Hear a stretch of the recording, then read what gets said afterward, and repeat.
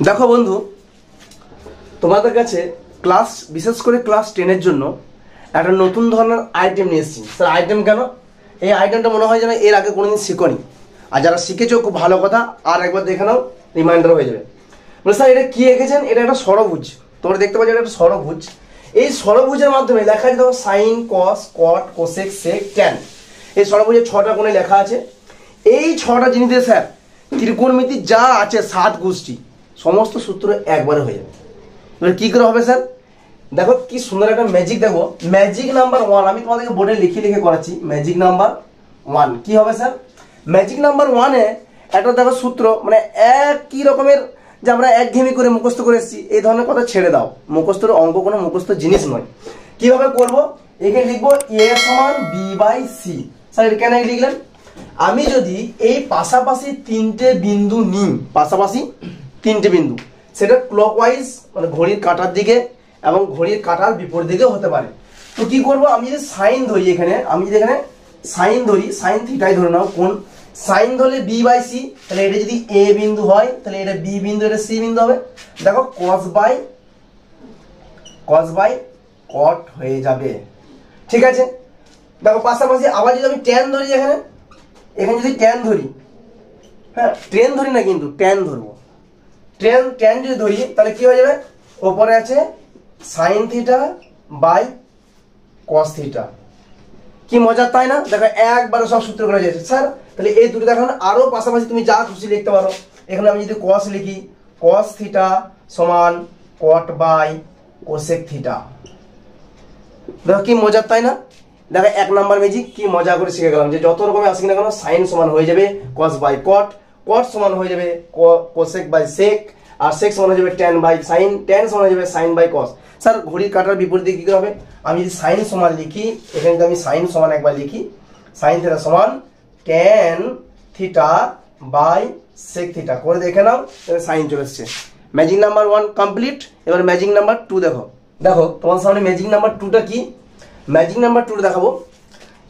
Magic number 2টা করতে গেলে একটা জিনিস করে নিচ্ছি। দেখো এইভাবে যদি আমি মাঝখানে 1 লিখি, মাঝখানে আমি 1 লিখলাম, এই সেকের সঙ্গে এই কসের জোড়া লাগিয়ে দাও, এই সাইনের সঙ্গে এই কোসেকের জোড়া লাগিয়ে দাও, আর ট্যানের সঙ্গে কটের লাগিয়ে দাও। তাহলে কি করবো স্যার? দেখো আমি যদি লাইন বরাবর এই সাইন থেকে কোসেক পর্যন্ত, এই ট্যান থেকে কট পর্যন্ত, আর এই কস থেকে সেক পর্যন্ত, বা সেক থেকে কস পর্যন্ত, দেখো আমি লাইন বরাবর ধরি, মাঝখানে আমার 1 রেখেছি। কি সুন্দর দেখো মজা, একটা আর একটা বিপরীত।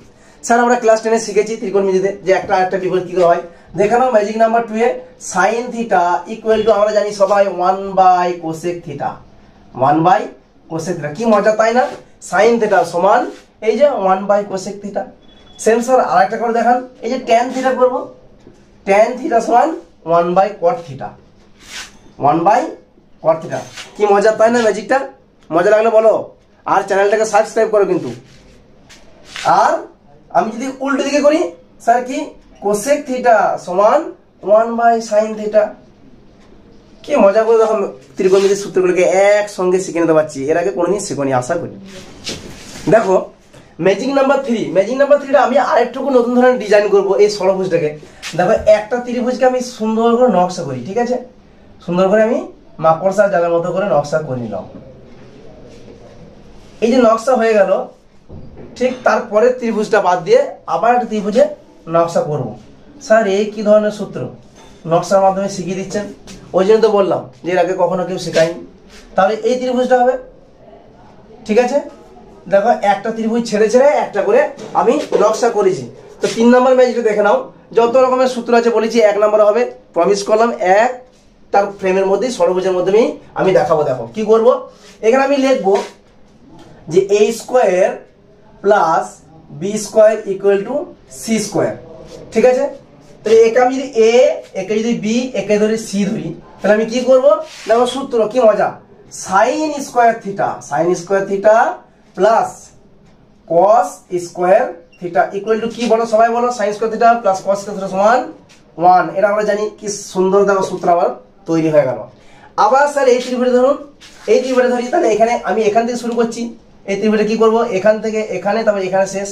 তাহলে 1 square plus cot square theta. One square হলো প্লাস কট স্কোয়ার হলো সমান কি হয়ে যাবে কোসেক স্কোয়ার থিটা। দেখো সূত্রগুলো কি পরপর সুন্দর হয়ে আসছে। তাহলে এটাও দেখো, এই 3 নাম্বার ত্রিভুজটা দেখো, 3 নাম্বার ত্রিভুজটা এইভাবে দেখতে পাচ্ছ তোমরা যে tan square theta plus 1 square মানে তো 1ই হবে ইকুয়াল টু কি sec স্কোয়ার থিটা। আমরা দেখো এই তিনটে সূত্র মাধ্যমিকের জন্য পড়ে রেখেছি।